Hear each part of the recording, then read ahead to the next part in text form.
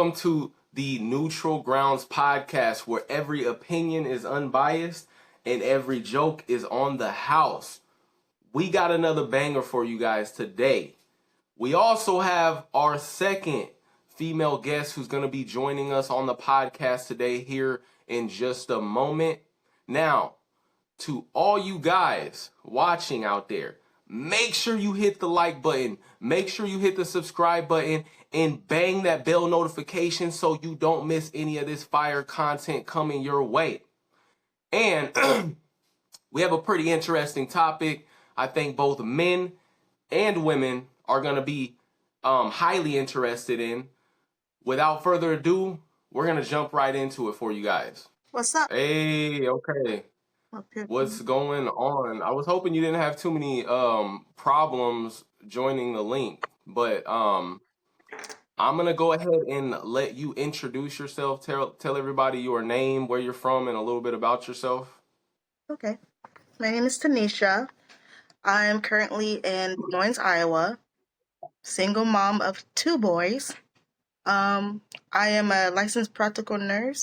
Anything else you want to know about me? Oh, that was perfect. So, I typically like to go ahead and jump right into things. That way, we don't leave anybody waiting for too long. I have a pretty interesting topic for us to go over today. Well, it's going to lead into some more questions, but I'm going to give you the floor first as the guest, as I usually do.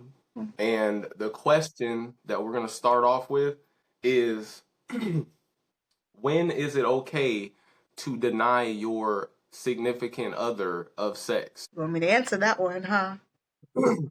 Um, Yeah. When is it okay to deny, like in your case, to deny your man of sex? for me, the only time I like to deny is like when I'm just not in the mood. Like if you made me mad, I'm not going to be in the mood to like just have mad sex because that's just the person I am. Other than that, it's like, let's wear in public, go for it, I guess. So you're so hold on. You said unless you're in public, or you said in public, go for it. Unless you're in public. Oh, and okay. I was like, what? Okay. So Specifically around a lot of people, because if we're like on an island and it's deserted, then it's okay. gotcha. So um, I will say this. I believe if you are in a relationship, you should not deny your significant other's sex unless you have like a really valid reason, which in my opinion, you kind of tread a fine line when you are trying to define valid reason, because at the end of the day, most people expect their significant other to be faithful. True? You expect your significant other to be loyal and to be committed to you. Well, everybody has needs, right? So if somebody is feeling like you're not providing them with a valid enough reason to deny them of sex, it could end up becoming a problem because they are supposed to only be able to come to you for sex. So that's my take on the first question. But to lead into, like, to dive a little bit deeper into that, how many times per week do you feel is unreasonable? I guess for me, I guess it just depends on the schedule. Because I was recently in a relationship where I worked overnight. The person worked mornings, so it's whenever you have the energy. So I want to say at least So once like, a day will be good, but definitely more than 3 times a week. okay, so that's what I was saying. So you feel like if your partner wanted intercourse more than 3 times per week, you feel that would be unreasonable. No, Is that what you said? no. Okay. I My said it just my bad. Go depends. ahead It just depends. okay. So the question though is, schedule aside, like, what do you like? What is an amount you feel would be deemed as unreasonable? Like if somebody was like, "Oh, I want to have sex 2 times a day, 5 times a week." Like what's your limit to where you say, okay, it's an unreasonable amount? Yeah, that's a hard question. I would say like maybe more than 4 times a day. More than 4 times a day. Definitely. That's like hitting the limit, like Okay. especially if you got a busy schedule. And plus, I'm getting old, But so less than that. So you're saying, so let me get this clear. So you're saying if your partner, right, in the time permitted you guys to do so, and they wanted to have sex 2 times a day, 6 days a week, that would be okay with you. yes, 2 times a day. As long as it's 2 times a day, I'm okay. Okay. And I know I didn't ask you. I probably should have. How old are you? I'm not supposed to ask a girl their age, but no, Yeah.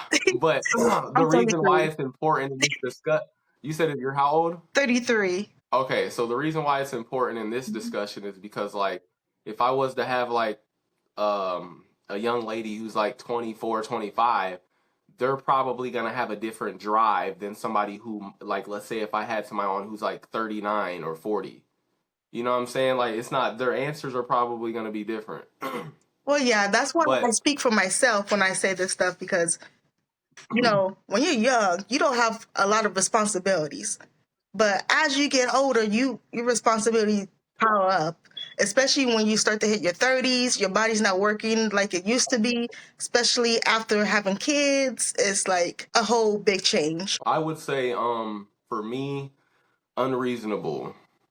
An unreasonable amount maybe if you're trying to if you're trying to mess around like more than 5 times a week to me could be looked at as unreasonable. um Especially if you're talking two like you want it 2 times a day 5 days a week. Yeah, like to me that's unreasonable because you can't at this like at our age like I feel like it's hard to try to ask somebody to be that engaged all the time multiple times a week. I mean multiple times a day, 5 or 6 days a week when you have like XYZ to do on your schedule and you might be exhausted because you have kids, you have a 9 to 5 or all these things. So me personally, I would probably say if you're asking for a couple times a day, 5, 6 days of the week would be unreasonable. I don't know. But not to say that, you know, your answer was wrong. That, just my opinion or my take on it from, you know, me looking at it from my point of view. But um the next question that I have is do you think it's okay for a man to step out of his relationship when being denied sex on a regular basis with no valid reason? No, that's definitely no. Because what is the reason? Why do you got to go look somewhere else? In that case, we might as well just be done. Because I don't want you going to So some other girl to have sex where there's a possibility that you might bring home an STD or you might get that woman pregnant. I'm not for it. so when I say like with no valid reason, I'm meaning like you have people sometimes that get in relationships and for whatever the reason like let's say the man he's wanting to um he's wanting to get intimate with you and it's he's been trying for let's say 4 days now and it's like Monday comes and you're like oh I had a long day at work and Tuesday comes and you're like I'm just trying to relax I don't really feel like doing anything and then Wednesday come and there's these like excuses or reasons that in my opinion aren't necessarily a valid reason to deny your partner of sex, especially when you expect them to only come to you for sex. So if a female is doing those things and as a man you have needs, like it's a little bit different for men. Like yes, both men and women, we both desire sex, but because men have way higher testosterone levels, we crave it a lot more. So when you're denying somebody of that and you're their significant other and you're supposed to be the only person they can come to, I can understand it when you have valid reason, but if there's no valid reason, can you shame, like, would you say the man is in the wrong? If you're, and I'm not just saying like you gave that reason like one time or twice, right? Like if it's like okay, Monday, Tuesday, but then you let him have it on Wednesday. Okay. I'm saying if this has been going on for like a a month and it's like every week you're denying him like 3 4 times a day. I mean 3 4 times out of the days out of the week, and there's no valid reasons like for you doing so. Would you feel like the guy would have the right in situations like that to step out? My answer is gonna stay the same. It's there's no Okay. need to. If you're gonna go get it from some other woman, then you don't need to be with that person. Because your relationship should be just based on sex. So if you feel like you're not getting it when you're at home, then you need to just go find a different option. Period. And I'm speaking for myself, so Okay. No, that's, I mean, that's a fair assessment. It's not, I understand where you're coming from. I personally, I I do think that you should just go ahead and terminate your relationship and move on as well. So we agree in that sense. But I can also understand like every situation, some people it's tougher for them to do that. Maybe they're not as financially stable and they actually need each other to survive. And they have kids and all these things keeping them together momentarily, right? And they're not ready to roll out of the relate, or they actually can't. So in certain situations I feel it would be okay for the man to step out outside of the relationship, but I personally wouldn't. I would just terminate the relationship. I think it should be more like that because even with those situations that you like said, it seems like that guy was dependent on the woman, and I've been in many Not the situations like guy. that. I didn't say just the guy depending on the woman. You brought that up. I said both people need each other. I didn't say the guy depended on the woman. Let's say they both don't have great jobs. One works at Walmart, one works at McDonald's. They're both bad jobs and they don't make that much money. They have a kid together and they need both. The man has the car, yet the woman has the apartment, or vice versa. So they both need each other to survive. In a sense, they can't just walk away. It's not that simple. It's going to take some planning and taking the steps forward so that you can separate. But I do think there's a lot of situations where it's just not as easy or simple as just walking away. Okay, I guess I never really thought of those situations because I myself never been in those situations, but definitely I can see where you're coming from, but then again, it should never get to the point where if a person does have to go seek relations with somebody else, then that relationship's not for them. It's like, okay, we're done at this point.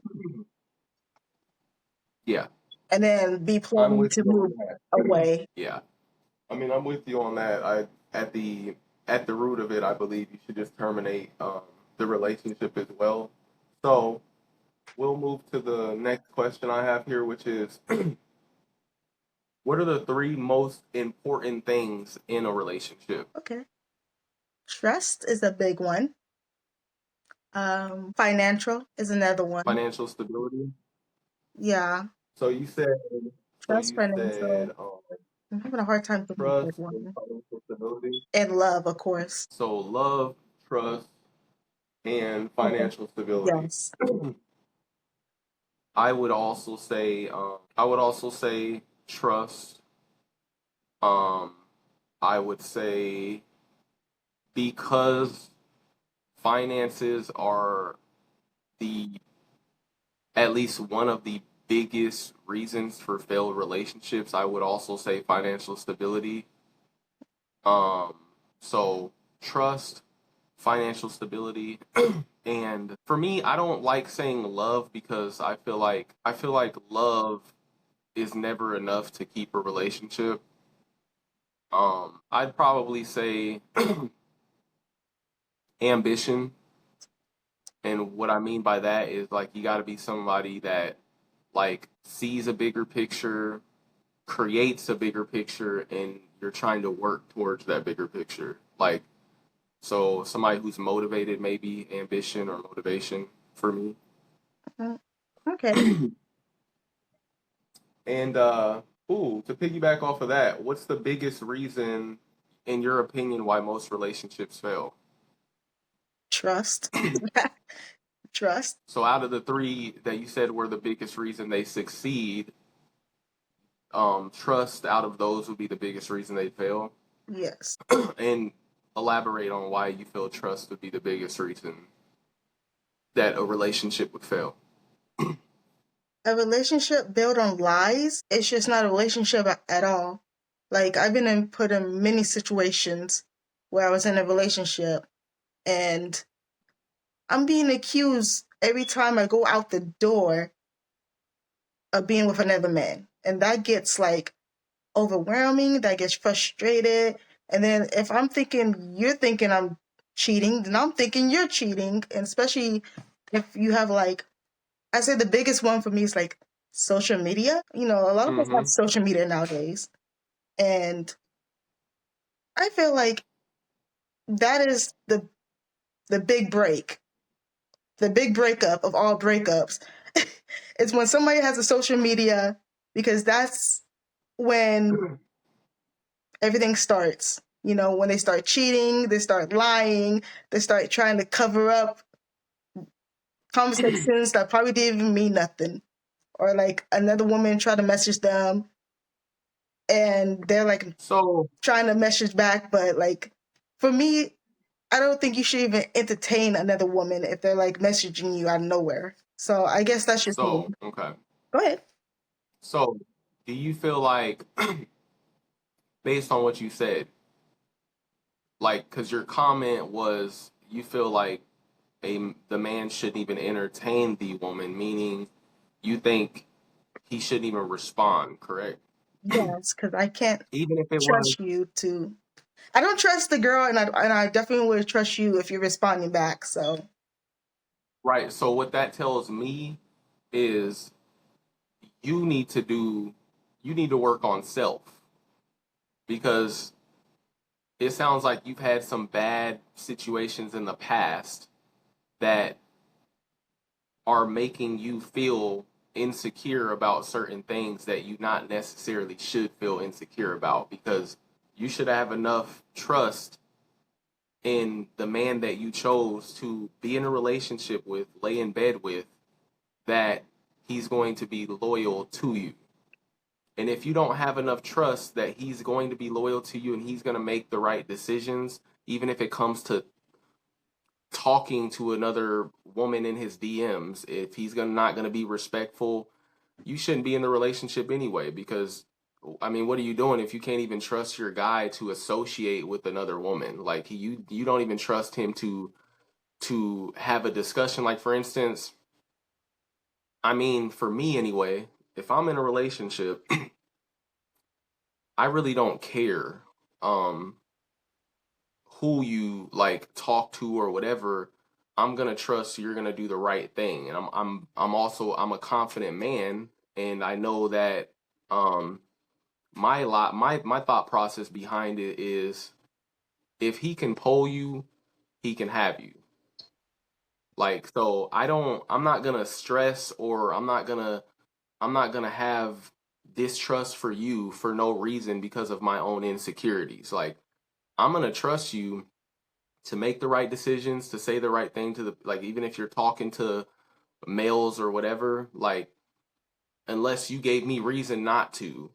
And if I feel like I have enough reason to not trust you, like you cheated on me or something, then um if we're gonna be together, we obviously would have to work on that. But if I feel like I can't build that trust back, then we can't be together. Because I can be in a relationship where I can't trust my significant other to do simple things like associate with the opposite sex. I don't know. So do you feel, and do you, so do you feel like some of what you're portraying comes from insecurity or No. your past? Yes.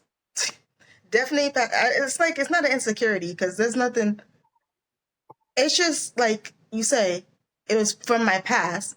But the thing is, it's like almost every guy. So it's just something I go by. If you're trying to cover up that situation, if somebody's talking to you, I want to trust you, and I'm going to voice my opinion. Like, hey, I see that you're talking to so and so. I don't believe you should be talking to them when you're with me. I'm gonna want you to like respect my wishes. I want something to make me feel comfortable because over time, it's So just because you got to remember I'm 33, so I had many years of this, many years of guys just going to the internet, getting entertained by other women because I don't know what I'm doing wrong. Maybe I'm not talking to you it's enough or paying your attention to you enough that you got to go somewhere else to a different female to get their attention. You know what I'm saying? here's the thing. Here's the thing. It starts with self, no matter what way you flip a coin, because you said one thing. You said that every guy that you talk to has been this way. Not every guy out there is like that. So if every guy you talk to is like that, that means you don't know how to pick a man or you are picking the wrong ones, which means you need to figure out your prerequisites that you have for dating a man. Whether that means go deeper into like how he is as a family man, like um with commitment, like not just relationships, think outside the box. When he starts something, like whether it be a business or a task, does he see it through? Is he committed? Is he able to hold a certain level of commitment? um if you seek financial stability, that was one of your big ones inside a relationship. What's his job title? How much money does he make? Is it a stable job? Like, you need to have more prerequisites um to allow you to pick better men so that you don't keep having the same issues that you're having, because to me it comes down to you making bad choices. I'm gonna It definitely say, like that's yeah, I the make bad choices. I'm gonna say that. I'm not bad gonna choices in deny men, it. not But I'm not it talking about comes to in your like not in your life. speaking for I'm talking about men myself. specifically. Speaking for myself. Yes, this is what I went through. This is what I'm going through. This is the answer I'm going to give currently because there's no other answers I can give you that I haven't experienced better. So, Okay. So um I would say, to answer that question, I think it was what is the biggest reason relationships fail? I would probably say financial stability. I know I stated that in the last question, but to elaborate, I feel the majority of disagreements and arguments in a relationship stem from finances. Like, finances cause the most stress. Like, oh, like this woman went and bought a Gucci purse, or this guy went and got a new car without saying anything. Now the car note's $200 more, or struggling to pay rent, or you have multiple kids and there's um, all these things you have to pay for, or you want to go on vacation. Everything I feel in relationship, well, not everything, but a lot of it's you can string it back to the root, which is finances. So I would say finances um would be the biggest reason a relationship would fail. Let me see here. So what is something that you think could keep a woman in a dead relationship? I'll just name a couple. One is maybe a child. My recent one What's a good was one? domestic. So, So, child, very good one. Um, Domestic. Now, that's tougher because I guess it depends.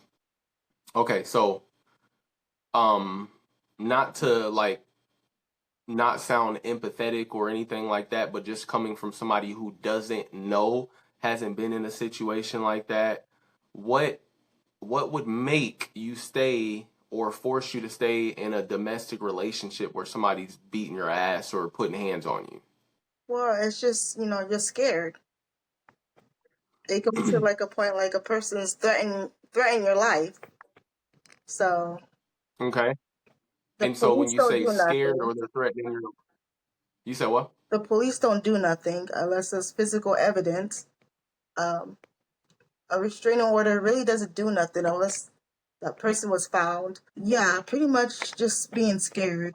So women who go through domestic, is it not an option to um remove themselves completely, being move out to maybe a different city or transfer jobs somewhere they have no idea where you're at, um, and leave that way? Also, would it not be smart after you do such thing to maybe take concealed carry classes and invest in a firearm? Because self-defense is a real thing, especially for women. Like, I preach that to the mother of my children. You should always, like, you need to really get comfortable with having a firearm. Like, I carry a firearm everywhere I go, and I'm a man, so women especially, like, you guys should be carrying something everywhere because you guys are not um you're not the dominant species. Like, you're not physically gifted like men are. So you really need a way to defend yourself. And I feel if more women felt comfortable and knew how to utilize a firearm, these domestic situations shouldn't really be a thing. You should be able to leave. And if somebody walks up to you in a threatening manner, being this person that is assaulting you, then you deal with that by terminating the subject. And I know that sounds cruel, but it's like you can't allow somebody to be beating you or putting your life at risk, especially when you have kids, you're a mother and stuff like that. So what stops a woman from taking those type of actions? It's it's like easy said than done. Like sometimes you don't always have your gun next by you, and sometimes it depends on the Why law. not? Because me, I have one, but I'm I only don't keep it asking. loaded. But I have one. But even And so, see that, there was see, a so that time situation. out, pause, Huh? pause. That's a big mistake. Well, Never do that. Always have your gun loaded. This is the thing. What is the point of you having a firearm? The point of having it is for defense. How the hell are you going to defend yourself when you have a gun that's not loaded? Most situations that are going to come up where you need to defend yourself, it's going to be quick. Bang, bang. Like, you need to be able to draw and shoot. How can you draw and shoot with nothing in the clip? With no, like, when it's not loaded, that makes no sense. You shouldn't even have a firearm if that's how you're going to rock it. well, I don't get me wrong. I do have bullets. I do have bullets in a separate magazine. It's nothing but drop one magazine and put in another one. But I do it because of the safety of my kids. So it's just a way that I do it. Um, and So yeah, it's just because people do it different. that's another subject when you have, because I have kids also, but I feel like, first off, people are so scared of teaching kids about guns. I would be an advocate towards doing so, because I feel like the most dangerous thing with a gun is not knowing what it's capable of or how to utilize it. So, like, when you have a kid, if they were to run across a firearm, they have no idea what it can do, or like you point it at a target, that's like where you're getting kids that are going to shoot themselves. Now, if they're actually aware, boom, and they you take them to the range, you teach them about guns, you show them gun safety, and you teach the young, it's going to be a lot less likely to happen. Secondly, as a adult, you should be keeping your firearm in a place where your kid cannot get to it. And I don't even say locked up, because for me, let's say someone comes in and breaks in my was trying to break in my house. Well, do I want to go get my key and then try to fumble getting my firearm out? To No. Like, I keep it in a place where my kid can't get to it, and I can just pull it out and be ready. Like, but at the same time, um my daughter is she's not like she's very used to seeing me carry it. She knows it's not a toy. She knows what they do, and I think that that's very big. Like people need to start educating their kids on with firearms. See, I don't want to like. I do have two kids, so and they're like two different ages. I don't want one to bring a gun to school. I don't want to take that risk, and I don't want my other one, who I'm still trying to see if he has like autism of some sort, because he does have a learning disability that I can't just go and teach him about firearms. So, and plus, I'm a I single have mom. a I don't have good the time. friend. I have a good friend who has a son who has autism. You know, autistic kids are usually very smart. That's what's funny. They're usually like, yeah, they have certain learning disabilities, but they're usually a lot of them are freaking brilliant. Um, but I understand that like you don't want to really take too many risks with that. I would just say to even if you're gonna lock it up, if you lock it up, keep it loaded at least. So if it's locked up, keep it loaded at least. But moving on to the next subject. What is something that could actually no, we just went over that one. Do you think most women would be willing to prostitute for the right price? Yeah. Um. No, that's a good. That's a heavy one. What's the right price? And that's what I mean. Like, so the right price for one woman could be, oh, $500. The right price for another woman could be $10,000. The right price for another one could be, no, I wouldn't do that. But if this guy's like, you know what, I'll buy you a BMW. Up, sold. But I'm saying, do you feel that majority, meaning there's a higher percentage of women that would fold for the right price versus women that wouldn't? Definitely. Yeah, for the right price, definitely, because that's temptation right Okay. there. Especially a BMW. What? You see the way this Right. economy That is. I don't see what woman's not going to do it. okay. So you're saying you would do it for the right price? And the right price got to be the right price. It can't be no $500. Because no. Right. Right. $500. I only said that because hell, there's women willing to prostitute for $40. Right. Hmm. So the right price is gonna be dependent on the woman. But I'm saying, but from what you're saying is most women, you even went to the extent of saying what woman wouldn't, depending on like for a BMW or like if a guy was offering her 80 bands or $100,000, like the right price, you're saying almost any woman. Yeah, I don't believe there's a good woman that's going to pass that up.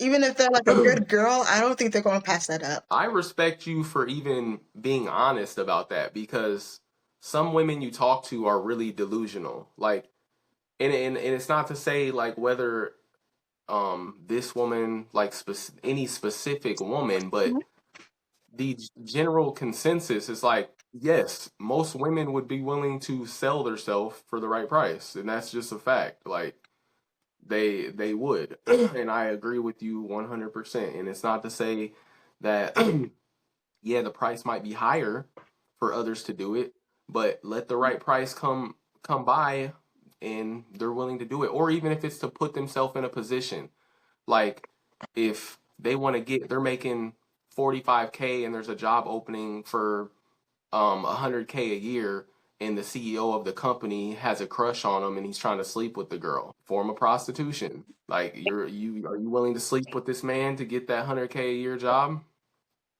You know? So it's like stuff like that happens all the time, and do I think that it is okay? No.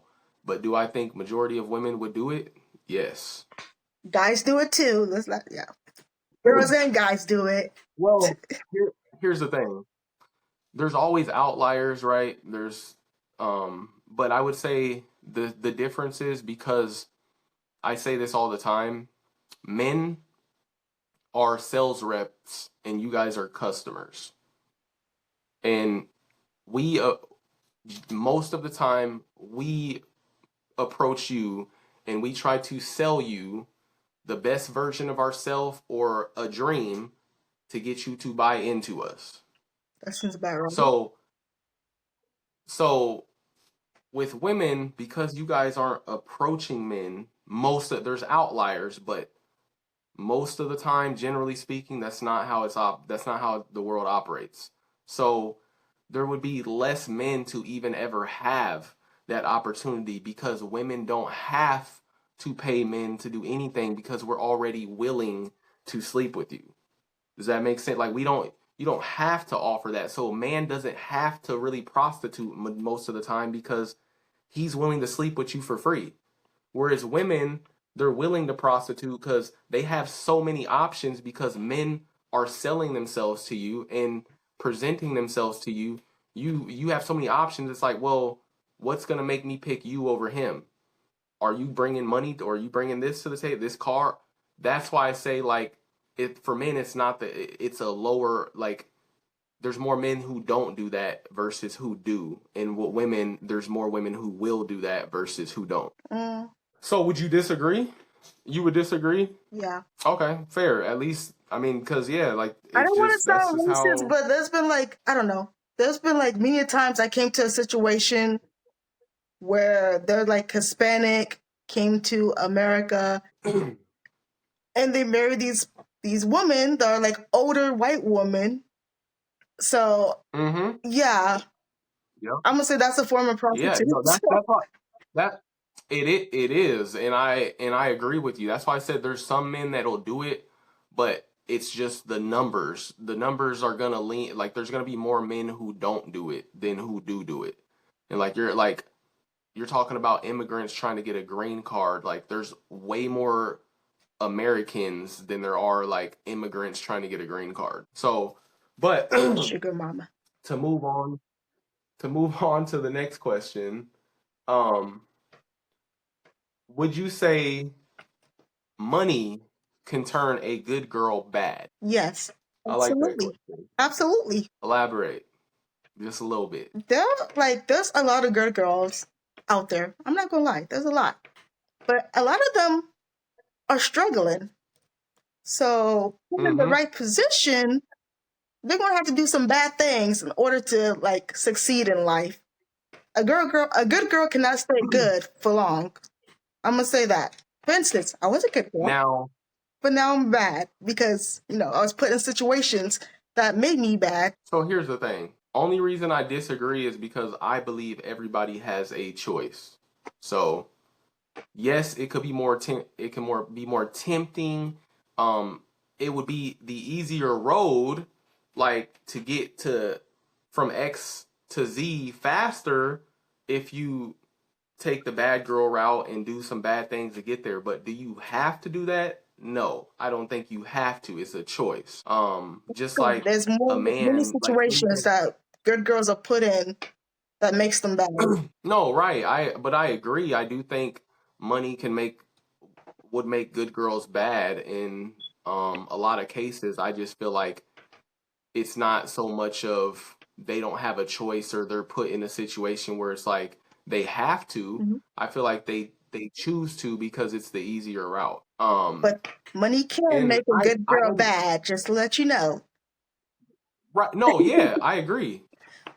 100%. Like yeah, I agree. Like the because it doesn't matter when you look at it from the aspect of getting a good job, 100K job or 80K job. There's a lot of women willing to sleep with the CEO or a manager or to put themselves in position. Like when you look at there could be this innocent good girl like you said that's struggling and she's working two jobs but they're crappy jobs that make 35K a year apiece just to make ends meet, has no time for herself. If this guy walked up to her and was like, "Hey, like I can put you in this job where you get salary 90K a year, just a normal 40-hour work week.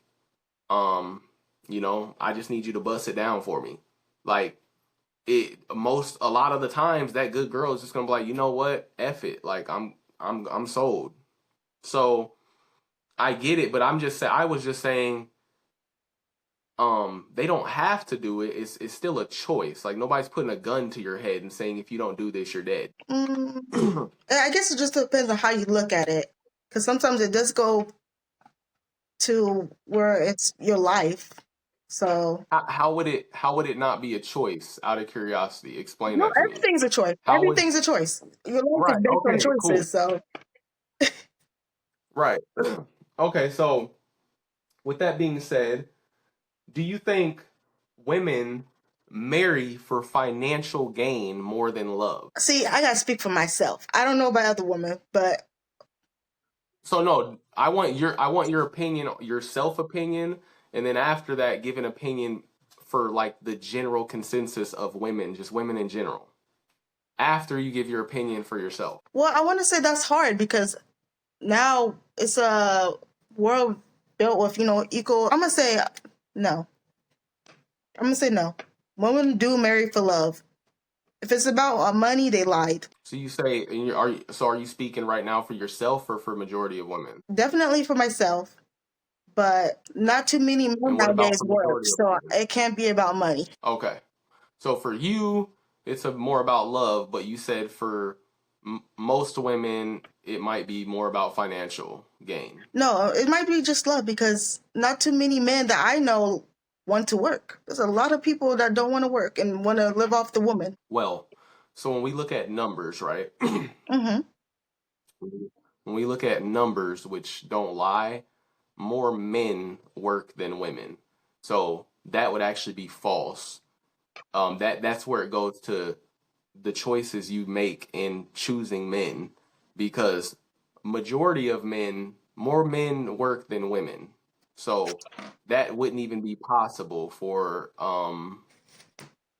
it to be a situation where, oh, from my point of view, the guy doesn't want to work or doesn't want to make money, so it has to be about love. That's just your situations and the guys you're choosing. But um me personally, I think like you even see it all around social media. Like women try to marry a guy with money because once you get married to him, even with prenup, they still have ties to their finances in some way, shape, or form. Hell, if you look at Ocho Cinco's situation, Chad Johnson and his wife, she's asking for like 5 million in alimony, and like she was wanting like 50% of his business that she didn't really have nothing to do with, and she's wanting all these things, and it's like yet they seem like they were in love. Like you could just see the look on his face. He's like confused. Like I thought we loved each other, but like you're making all these passes. Like you want this, you want that. So at what point is it more about financial gain than love? And even when you look at it from a standpoint, marriage doesn't do a lot for the man. And um I guess it depends on, well, marriage doesn't do a lot for the person who is the breadwinner in the relationship. I'll say that. Whoever's the breadwinner in the relationship takes a hit as soon as they sign on the dotted line, because the person that's not making the money or doesn't have the assets is now entitled to all of what you have, or at least half of it. And then it's like men are also like entitled to like pay women alimony and all this other stuff that benefits women.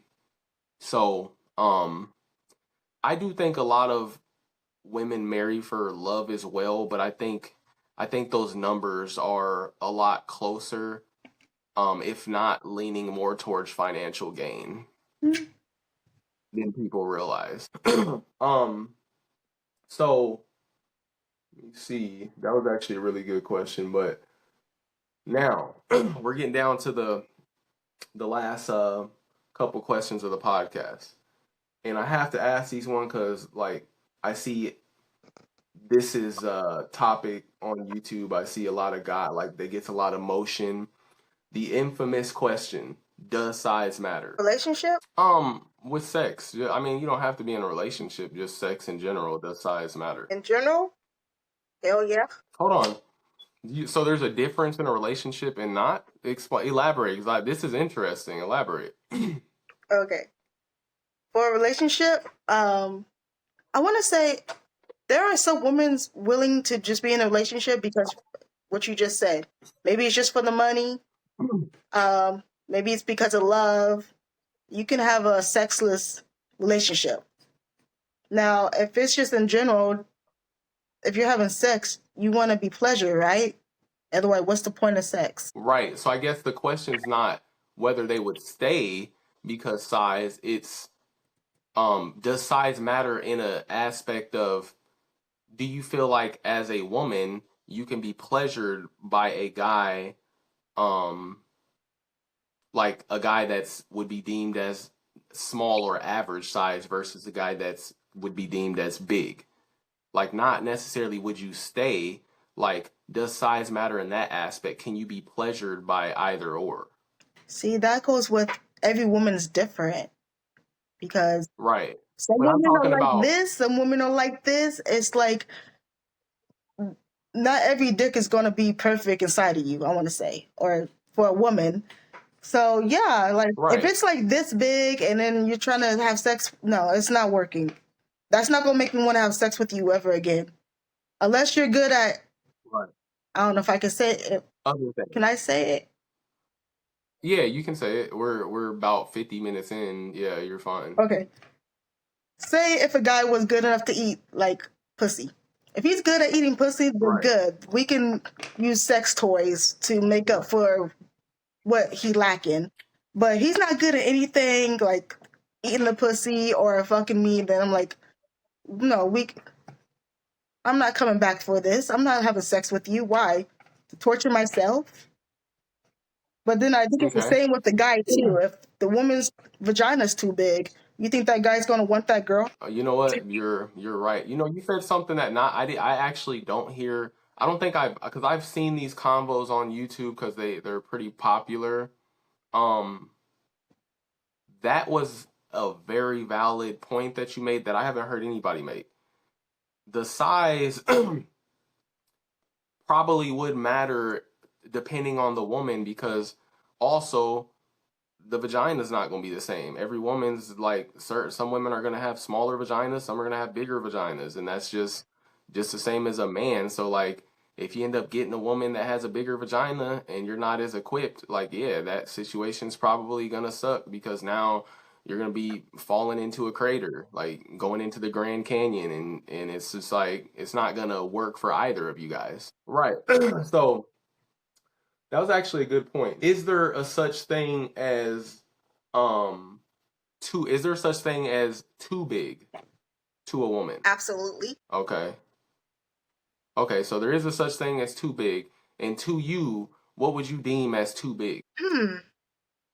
Okay, so you know, like length and then there's width. Now, Girth and length. should I like I don't know. You can show the camera, like it's just so the people that are watching like understand like from a woman's perspective what you deem as too big. Okay, I'm gonna just say like lengthwise because width it just goes for everybody. It just depends on. Um, yeah, I feel like let me just get my brush. Hold on, the brush is not looking too good. 12 inches. I feel like it's a lot. I feel like 12 inches. You said how many inches? 12 inches. That is a lot. Like for some women, I don't know how they do it because if it going like all the way inside of you, that's like touching your bladder. That's touching. Oh my goodness. Probably your intestines. I feel like Well, I don't know why some women like first that. and foremost, I listen. don't know why some First women and like foremost. that. First and foremost, hold on, let's back up a little bit. I don't think some women necessarily, um, okay. I don't think women realize like women aren't really good at understanding what like length is.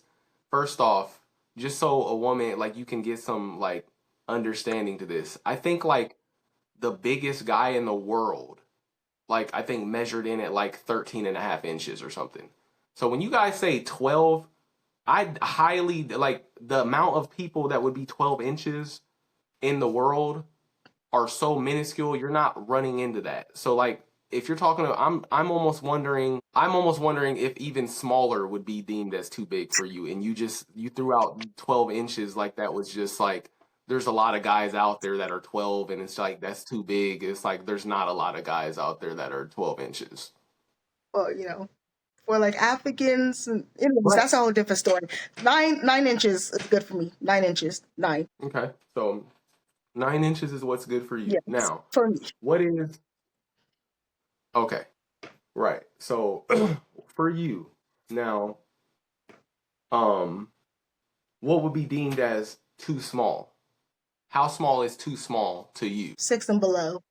So six, so seven, so six is too small, and anything below six. Or are you saying like six and I'm a little bit. Are you saying 6 inches and less, or like six anything below 6 inches? 6 and below. 6 and below. Okay, so you're wanting 7 plus, is what you're saying. Yeah. Okay, Well, I got you. I was there's just always a clearing that six up. and a But half. So just throwing it out. okay, okay, there's 6.5. Now, could you be happy in a relationship if a man was not equipped with enough artillery? Mm, see, that goes back to if he's able to perform with his mouth better. So, So you're saying there's situations where if homie was 5 inches, but he had a mouthpiece and he treated you right, you could still be happy, is what you're saying. uh-huh. That's what they made toys for. Okay. Okay. Fair enough. Now, um, the Omega question. What do you prefer? Shrimp cocktail or Moby Dick? Oh, that's fucked up. It is. And what I mean by that, this is why this is funny. Would you rather have too small, or would you rather have too big, like you said, like 12 inches? So there's not no 9. I'm saying shrimp or Moby Dick. There's no in between. I'd probably take the Moby because if I'm able to control like the inches myself, then how much inches is inserted in me, I'll be okay. So Okay, fair enough. Fair. That's funny. But okay, so that is pretty much all of the questions I have. I honestly think it was a fire podcast. I appreciate you for jumping on. Did you have any other remarks or comments you wanted to make before we end the podcast? no, I just gotta go fact check some things, but just to educate Okay. myself more. That's all. Oh no, we can always educate ourselves and keep an open mind. So, but I appreciate you for hopping on. I think it was a great podcast, and to all of you guys watching, we will see you in the next one. Bye. Showing up differently this time, showing up differently this time, showing up differently this time, showing up differently this time, showing up.